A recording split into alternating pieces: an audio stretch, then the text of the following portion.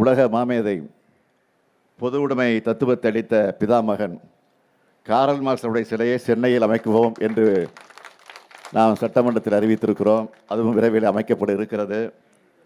ஆகவே தமிழ்நாட்டில் தொழில் வளர்ச்சி பெருகி வருகிறது என்பது உங்களுக்கெல்லாம் தெரியும். இதன் மூலமாக தொழிலாளர்களும் வளர்ந்து வராங்க. தொழில் வளர்ச்சிக்கு இலக்கு வச்சிருக்கக்கூடிய மாதிரியே தொழிலாளர் வளர்ச்சிக்கும் இலக்கு வச்சு இந்த அரசு செயல்பட்டு கொண்டிருக்கிறது.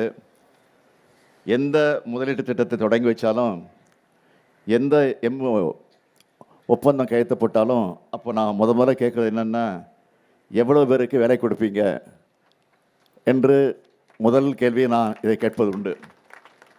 ஆக வேலை தருபவர் பணியாளரிடையே இருக்கக்கூடிய உறவை சமரசத்தின் மூலமாக நாம் சமப்படுத்தி கொண்டிருக்கிறோம். பிரச்சனைகளை பேச்சுவார்த்தை மூலமாக முடிவுக்கு கொண்டு வரணும்.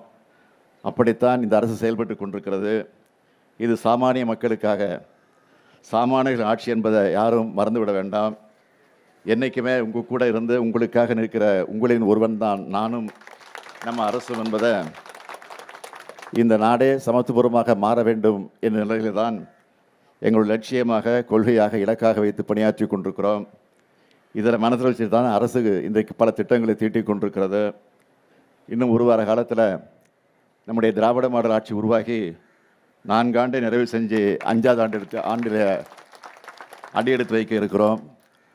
எனவே மே தினம் கொண்டாடக்கூடிய இங்கே இருக்கக்கூடிய தொழிலாளர் தோழர்களை, நண்பர்களை எல்லாம் நான் கேட்டுக்கொள்ள விரும்புவது, உங்களுக்காக உழைக்கிற பாடுபடக்கூடிய இந்த திராவிட மாடல் ஆட்சிக்கு நீங்கள் என்றைக்கும் உறுதுணையாக இருந்து இந்த ஆட்சிக்கு பக்கபலமாக இருக்க